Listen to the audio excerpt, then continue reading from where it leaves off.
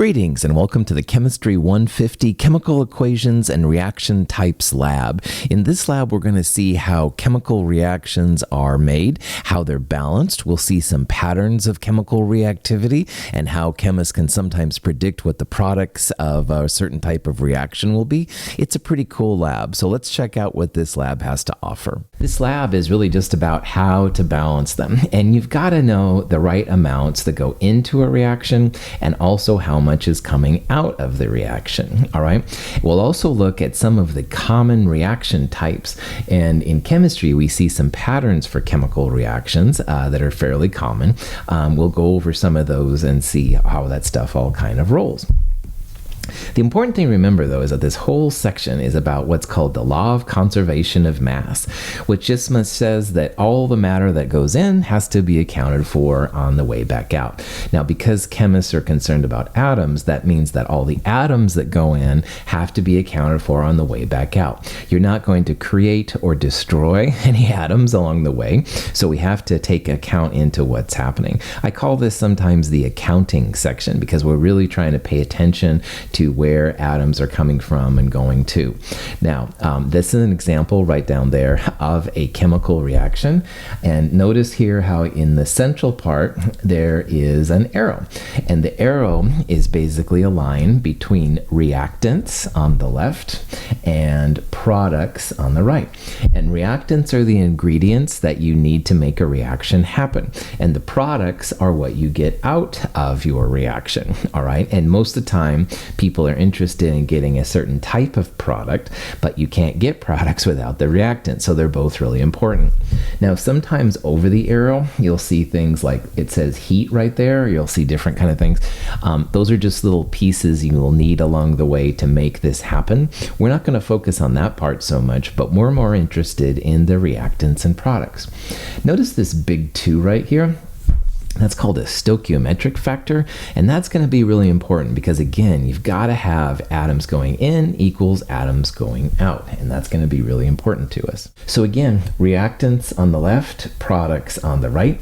So in this reaction here at the bottom, the K and the water are reactants, and the H2 and the KOH are the products. And we know that because the arrow designates the two of them together.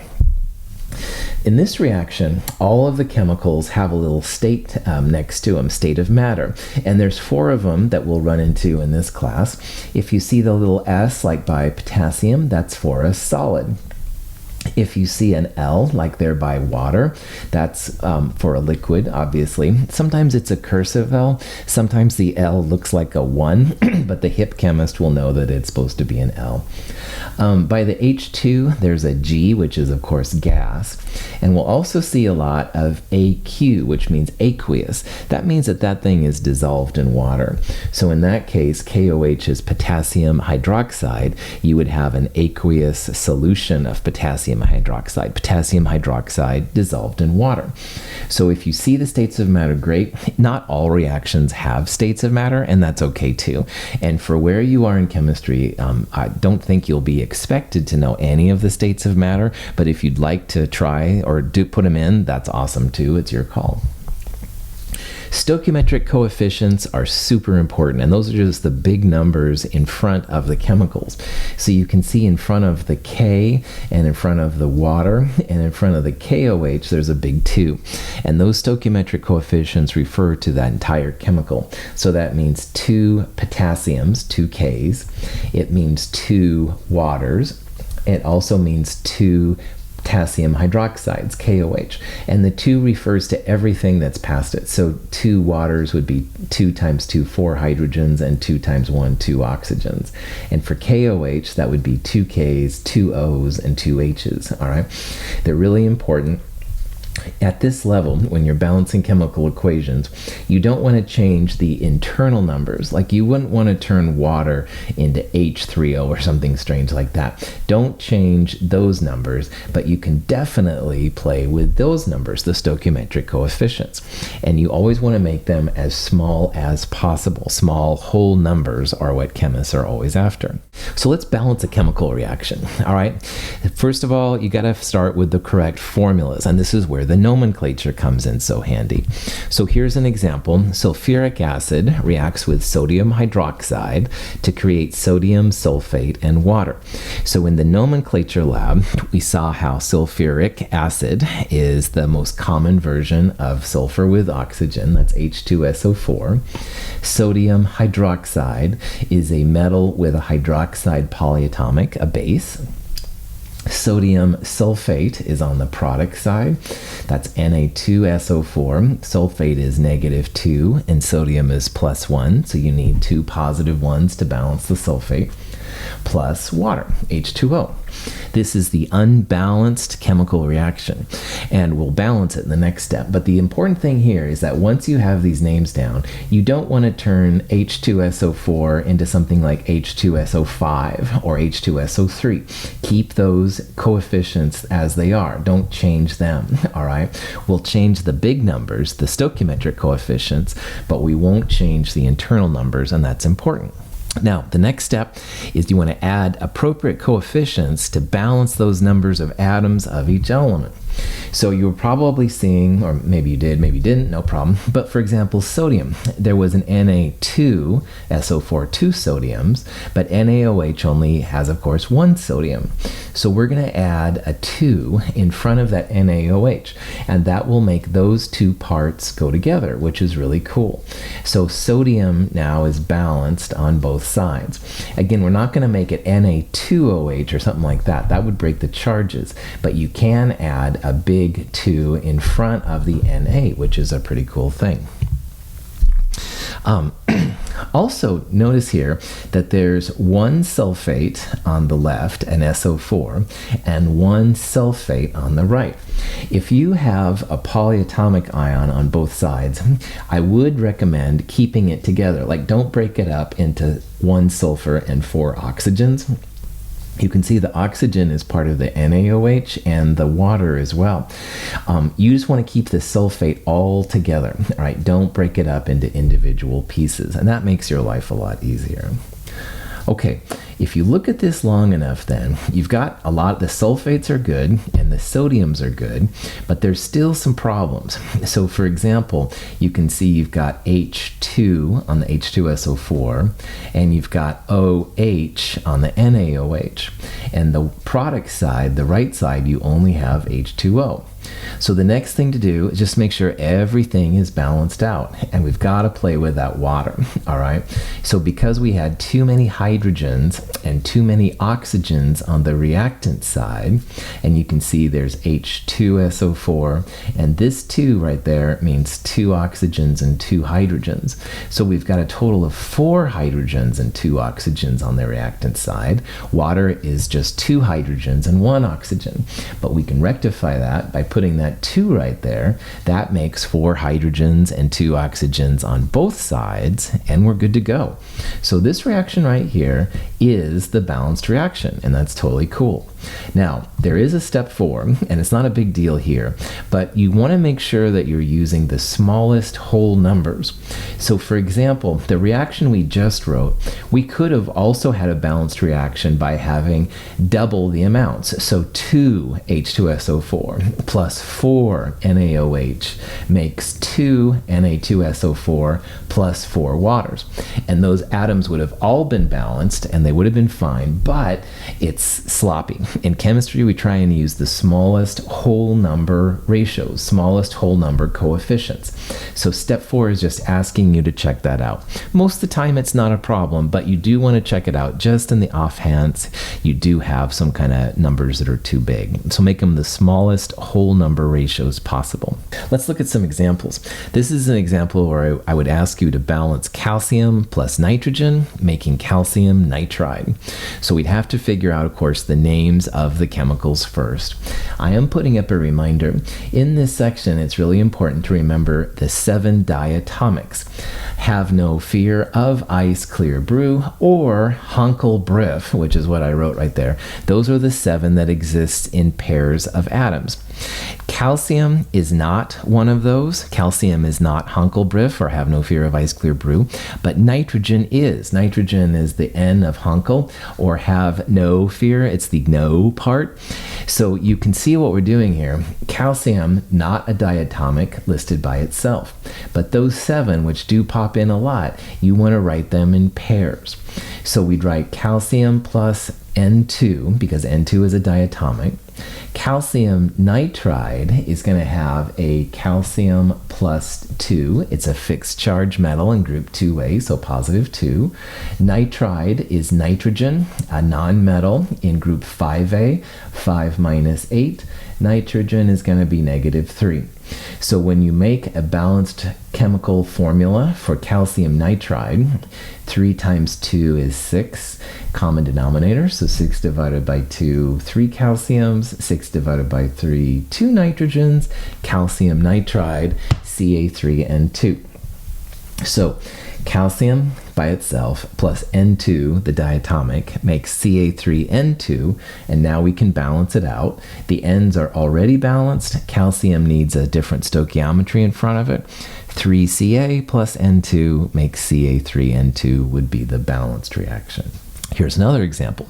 Magnesium chloride plus sodium phosphate makes magnesium phosphate plus sodium chloride. So again, we've got to figure out charges on all these things, make sure they balance. Magnesium is positive 2, chloride is negative 1, sodium is positive 1, phosphate negative 3. So when you put all these together, magnesium chloride, positive 2 with negative 1, would be MgCl2. Phosphate negative 3 with sodium plus 1 would be Na3PO4. Sodium chloride, NaCl, and magnesium positive 2 with phosphate negative 3. When you do it, Mg3 parentheses PO4 parentheses 2. And again, notice when there's more than one polyatomic, make sure you put those in parentheses. Don't use parentheses for anything else. For example, sodium phosphate didn't have parentheses, but when you've got more than one, use the parentheses. So this is the unbalanced reaction, and you can see there's some issues. So for example, magnesium phosphate has 2 phosphates, sodium phosphate has just 1. So leave the phosphate as a unit and start balancing it. And you don't have to follow it the way that I'm doing it if you have your own way, which is fine too. But what I would do probably on this one is I would start by putting a 2 in front of the sodium phosphate, and that makes 2 phosphates on the reactant side, and then 2 phosphates on the product side. But you can see we've got like 3 magnesiums and chlorines coming in 2s, and there's 6 nitrogens, etc., etc. So you got to play here a little bit. So let's say that we do that. We say, okay, 3 magnesiums, 3 MgCl2s, but now I've got 3 times 2, 6 Cls. I've got to put a 6 right there. Is everything balanced? And sometimes these can get a little crazy. So this little part right here is a way that you can always check yourself. If you have a reaction which you think is balanced, this one right here, check yourself. Make sure that the atoms or polyatomic ions on each side are the same. So you can see here what I've done is I kind of drew like a line. And on the reactant side, the left side, 3 times 2 would be 6 Cls, and 3 times 1 would be 3 Mgs, and 2 times 3, 6 NAs, and 2 phosphates. Now if this is balanced, the product side will be the same. So on the product, the right side, 6 NAs, 6 times 1, 6 Cls, 3 Mgs, and 2 phosphates, and you can see that those numbers are the same on both sides. Balanced reaction. Happy chemist. All right. This is like everything that's going in, taking into account on the way back out. Life is good. It's a trick. Sometimes you'll want to use it. Sometimes after a while you'll get so bored it takes forever, so you won't want to use it. But when you're learning, I do recommend just checking yourself to make sure that it's balanced when all is said and done. When you look at all chemical reactions, there are 6 categories, 6 reaction types, which are very common when it comes to chemistry. And you can see them listed right here: combination, decomposition, single replacement, combustion, acid base, and precipitation reactions. And if you can get these 6 reaction types down, it makes your life easier, because a lot of times you'll be able to predict the products without actually doing the reactions, and that's really, really handy. Now, there's a lot more than just these 6 types, all right? There's more than this, but these are a really nice overview as to the different things that are possible. So we're going to go through these. Several of them we'll do in the actual lab. The other ones we'll talk about here real fast and see what's all happening. So the first is called a combination reaction. And you're literally taking 2 or more chemicals and just combining them into one. So imagine we have chemical A and chemical B, and on the product side, we would literally have them mixed together. So you can see here some examples. The first one is magnesium plus oxygen, making magnesium oxide. Now, on the product side, we've got to take into account the charges of the different species. So for example, for the first one, magnesium's +2 and oxygen's -2. So they come together in 1-to-1. But oxygen, a diatomic, have no fear, ice clear brew, it's one of the 7, so we've got to write it as O2. So because of the diatomic, we have to have 2 MgO, and then we can have 2 Mg to cancel it out. And again, if you're ever uncertain, you can double check that the atoms on both sides are balanced, but you should be good to go. The second one, same kind of thing. Chlorine is one of the diatomics. When Na and Cl come together, it's not NaCl2. Na is +1, group 1a. Chlorine, group 7, 7 minus 8, -1. NaCl. So we'll need 2 NaCls. That'll balance the Cl parts out on reactant and product side. We'll have a 2 right there to make the sodiums balance. And the last one, which is actually the way they make sulfuric acid, takes sulfur trioxide plus water. And when you combine those together, you make sulfuric acid, H2SO4. That's just simple. Everything is balanced. You can check it out. Okay, what I'm going to do now is show you a quick video of some combination reactions. Check it out, and I'll talk about the other types here in just a little bit.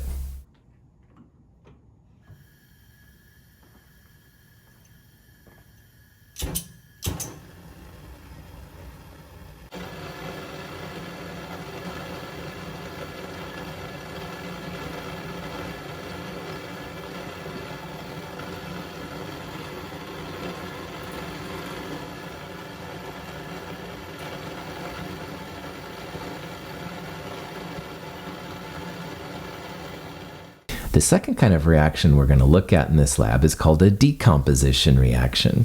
And it's basically when you have one chemical that's breaking down to 2 or more chemicals. Sometimes you can have a whole bunch of them. It depends on what it is. And there's lots of examples of this. Here's one, mercury oxide, mercury 2 oxide, breaks down into pure mercury and oxygen. And again, remember, have no fear of ice clear brew. Oxygen is a diatomic, O2. So because of that, we put a stoichiometry of 2 and 2 mercury. The second reaction is one we'll do in lab later. It's a potassium chlorate, KClO3. Potassium chlorate breaks down into potassium chloride and oxygen. Now again, oxygen is a diatomic, so it comes out in 2s. Potassium chlorate has 3. So we have to use a common denominator of 3 and 2, 6. 6 divided by 3 oxygens in potassium chlorate. 2 goes in front of the KClO3. 6 divided by 2 in the diatomic oxygen. We're going to put a 3 right there. And when you balance it out, you're going to get 2 KCl's. So all these decompositions, one big thing is breaking down into 2 or more things. And at this point, let's look at a video of what we would have been looking at in lab if we would have had this lab in an actual lab room environment. You can get a sense for the kind of energy and processes involved in decomposition reactions.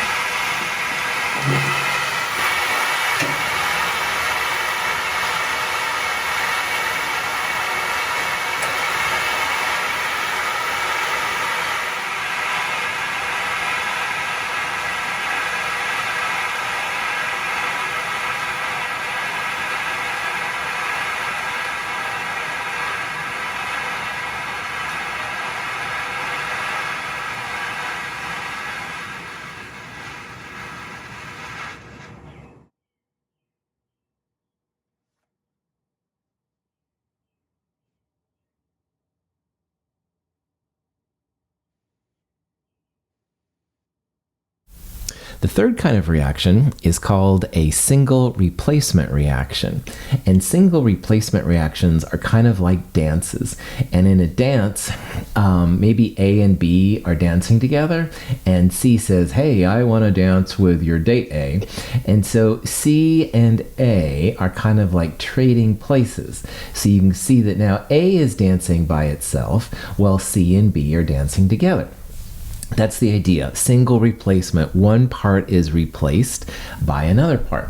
The only tricky thing is that you have to have metals replacing metals or nonmetals displacing nonmetals.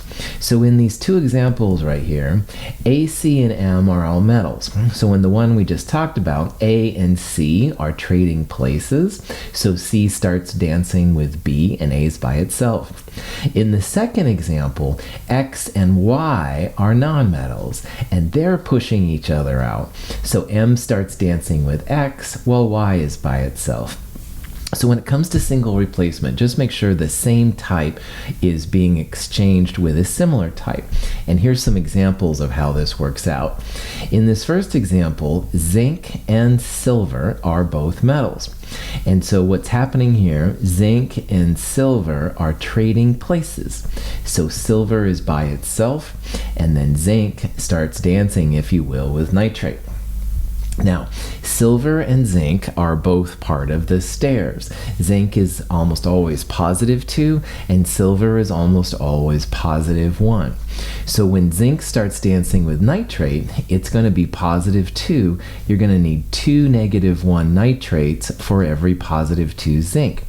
Silver, which is usually +1, needed only 1 -1 nitrate to dance.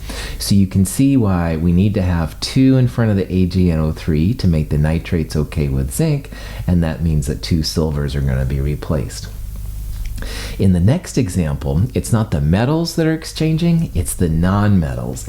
Chlorine and bromine are both on the right-hand side of the periodic table. They're both nonmetals. So in this example, chlorine and bromine will trade places.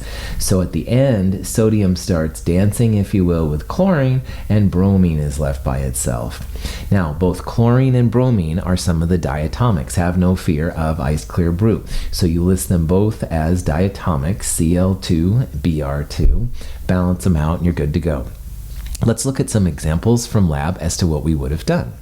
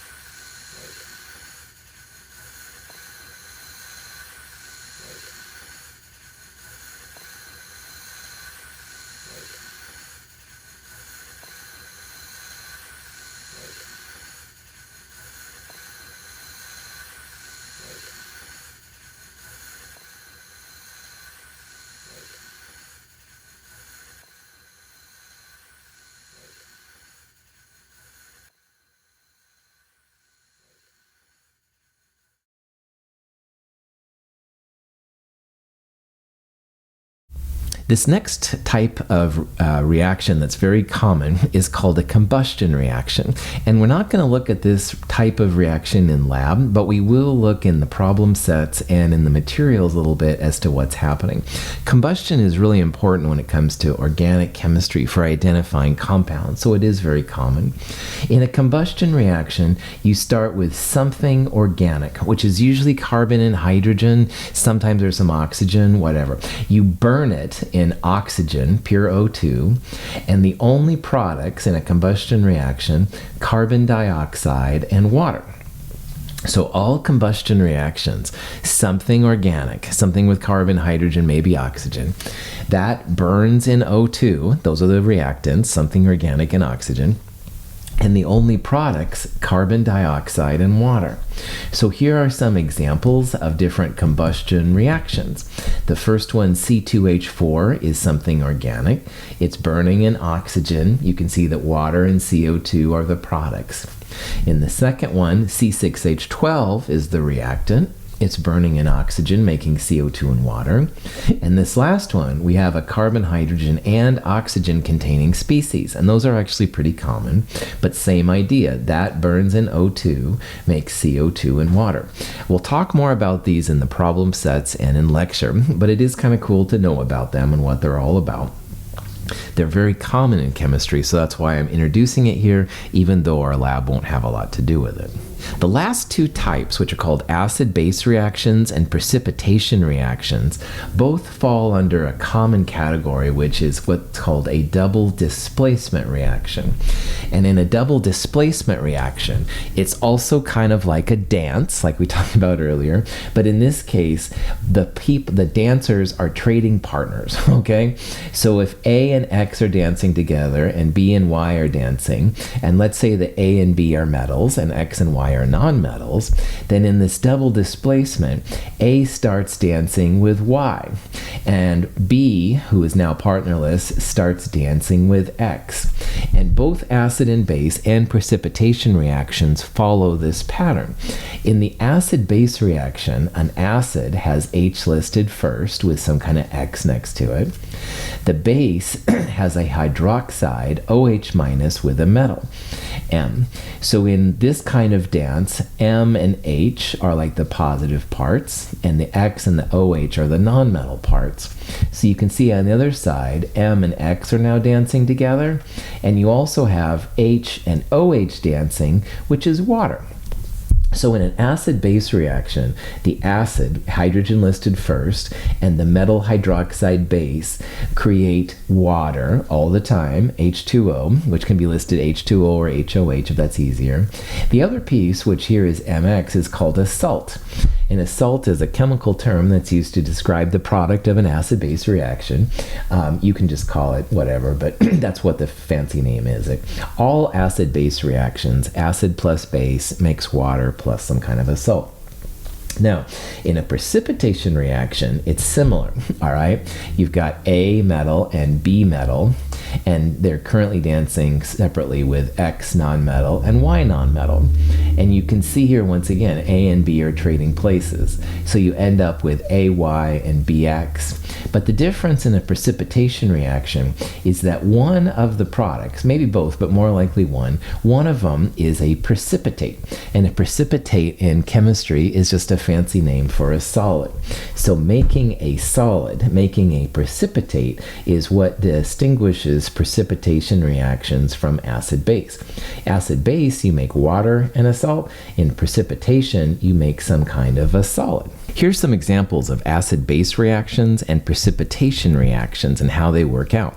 Now, the first example here of an acid-base reaction, that's nitric acid, HNO3, reacting with sodium hydroxide, again to make water and what chemists call a salt, which is just the other product of a acid-base reaction. So again, the Na and the H are both positive. They're trading places. So H starts dancing with OH, which is water, and the the Na and the NO3 come together to make sodium nitrate. The second example, hydrochloric acid, HCl plus NaOH, and again the H plus and the Na plus, those are both positive metal-like things. They'll trade places with each other. You end up making again HOH, H2O, water, and in addition the salt here, sodium chloride. Sodium chloride is table salt. It's also a chemical salt here because it's the product of the acid-base reaction too. Woohoo! Anyway, the next two examples there are precipitation reactions, and again, same idea. The metals trading places with each other, so silver and sodium trading places to make AgCl and NaNO3. And there are ways to predict it, but silver chloride is a precipitate. It's a solid, and that's something that we'll look at in a future chemistry course or in Chemistry 221. But the idea is the same. They're exchanging the double displacement dance, and one of the products is going to be a solid. And the last one there has lead 2 nitrate, Pb, or lead nitrate, PbNO32. It's reacting with Ki, which is potassium iodide, and lead 2 iodide, PbI2, is a solid. It's an insoluble compound, a precipitate. And the other product then would be potassium nitrate, the leftovers and stuff that are happening. And again, the goal in a precipitation reaction is that you don't know maybe which one is going to be a solid at this point, but you can at least see it's a precipitation based on the products. At this point, let's look at a lab video that shows some examples of how precipitation reactions and acid-base reactions can be.